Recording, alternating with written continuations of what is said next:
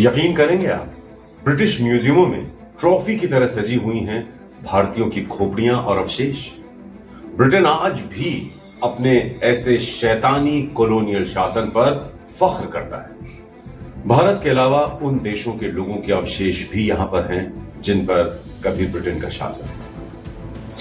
अपने अंतिम संस्कार से महरूम ये हजारों अवशेष आज भी अपनी घर वापसी की राह देख रहे हैं। इंसानी दमन के इन अवशेषों को ब्रिटेन ने अपनी निजी संपत्ति, पर्सनल प्रॉपर्टी के तौर पर इन म्यूजियमों में रखा हुआ है। और सिर्फ इंसानी अवशेष ही नहीं, दुनिया के देशों से लूटी गई अमूल्य धरोहरों से अटे पड़े हैं ये ब्रिटिश म्यूजियम। इंसानी अवशेषों और बेशकीमती धरोहरों का प्रदर्शन ये बताता है कि ब्रिटेन को अपने अत्याचारी शासन पर आज भी गर्व है। वो बातें कुछ भी करे, मानवाधिकारों की बात करे, तमाम तरह के सुधारों की बात करे, लेकिन उसे अब भी अंदर से फख्र है अपने कॉलोनियल शासन पर। वरना ये अवशेष आज भी इन म्यूजियमों में न सजे होते, ये उन देशों में पहुंचाए जा चुके होते जहां से कभी इनको वो लेकर आया था। बहरहाल, ब्रिटेन का पिट रिवर्स म्यूजियम कॉलोनियल शासन के काले कारनामों से भरा पड़ा है। हजारों लाखों सबूत है यहाँ पर। पिट रिवर्स म्यूजियम में आज भी ऐसी 5 लाख चीजें मौजूद हैं जिन्हें दुनिया भर से लूटा गया, खसोटा गया। यहीं पर मौजूद है भारत की नागा ट्राइब्स के लोगों की कलाकृतियां और अवशेष।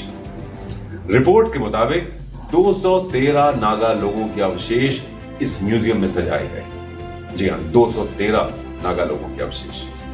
नागा लोगों से जुड़ी 6800 कलाकृतियां भी यहां पर जब्त हैं, जिनमें से 898 की यहां बाकायदा नुमाइश की गई। नागा लोगों के अवशेषों में खोपड़ियां हैं, हड्डियां हैं, उनके बाल तक मौजूद हैं। यहां इन अवशेषों को ऐसे सजाया गया है जैसे ये किसी खेल में जीती हुई ट्रॉफी। दरअसल जितने अत्याचार कॉलोनियल शासन में लोगों ने झेले, वो सब ब्रिटेन के लिए एक खेल ही तो था।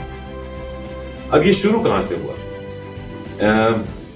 असम का जो चाय व्यापार था वो उस समय बहुत फल फूल रहा था। जो ब्रिटेन का अभिजात्य वर्ग था वहां पर भी चाय की बहुत ज्यादा खपत थी, और जहां जहां इनकी कॉलोनीज थी हर जगह चाय की खपत बहुत ज्यादा थी। इन ब्रिटिशर्स की काली नजर पड़ी इस चाय के फलते फूलते कारोबार पर। ये वहां पर पहुंचने के बाद इन्होंने धीरे धीरे अपने कब्जे में लेना शुरू किया इस पूरे ट्रेड को, इस पूरे व्यापार को। बाद में इसके टुकड़े भी किए इन्होंने, जैसे कि बांटो और राज करो की नीति के तहत ये क्या करते थे, इसके कई टुकड़े कर दिए। तब नागालैंड, मेघालय, ये सब एक राज्य हुआ करते थे, तो इसके इन्होंने टुकड़े किए। इसके अलावा इन्होंने यहाँ पर इस तरह का माहौल बनाया सिविल राइट्स के नाम पर, सिविल मूवमेंट्स के नाम पर। चर्च यहाँ पर पहुंचता है।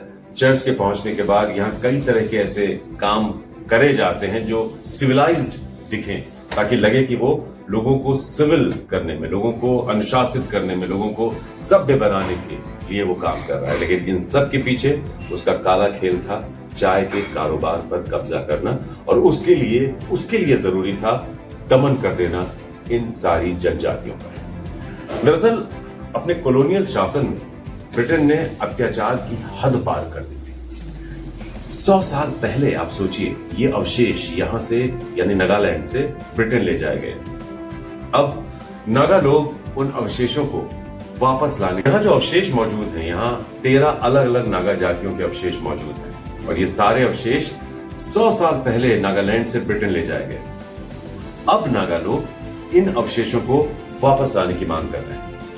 नागा मानवीय अवशेषों की वापसी की कार्रवाई भी अब शुरू हो चुकी है, और ये कार्रवाई शुरू तब हुई जब पिट रिवर्स म्यूजियम ने अवशेषों और असंवेदनशील सामान को नुमाइश से हटाने का फैसला किया। अब ये असंवेदनशील सामान हो गए उसके लिए। इस मांग ने तेजी तब पकड़ी जब मेलबर्न में रहने वाली नागा मूल की एंथ्रोपोलॉजिस्ट डॉली किकॉन ने इन अवशेषों को मांगा। Forum for Naga reconciliation FNR भी इस मांग का समर्थन करते हुए इस प्रक्रिया में अहम भूमिका निभा रहा है। सोचिए आप, ब्रिटेन ने कैसा माहौल बनाया था जब वो दमन कर रहा था इन तमाम जनजातियों का। तब 1865 में उस वक्त के अखबार द पायनियर ने इस ब्रिटिश दमनकारी शासन को जायज ठहराते हुए, और ये जो जनजातियां थी इनको असभ्य जंगली जनजातियां बताते हुए इन्हें चाय के कारोबार में एक खतरा बताया था, चाय के लिए खतरा बताया था। और ब्रिटेन जो दमन कर रहा था उसको बाकायदा अखबार ने 1865 में द पायनियर ने जस्टिफाई किया था, सही ठहराया था। बहरहाल अब इस प्रक्रिया में तेजी आई है और ब्रिटेन ने अपने जो इंसानी अवशेष हैं उनको म्यूजियम से हटाने की बाबत बात शुरू की। अब चाहती है नागा ट्राइब्स कि उनके अवशेष वापस आए, लेकिन ये वापसी यानी ब्रिटेन से अपने इंसानी अवशेषों को वापस पाना इतना भी आसान नहीं है। न्यूजीलैंड और ऑस्ट्रेलिया को अपने अवशेषों को वापस पाने में 20 साल से ज्यादा का वक्त लग गया था। और सिर्फ भारत ही नहीं, दुनिया के कई देशों के लोगों के अवशेषों से ब्रिटिश म्यूजियम भरे पड़े। 1857 की क्रांति का एक वीर भारतीय नायक भी अपनी मातृभूमि वापसी की राह देख रहा है।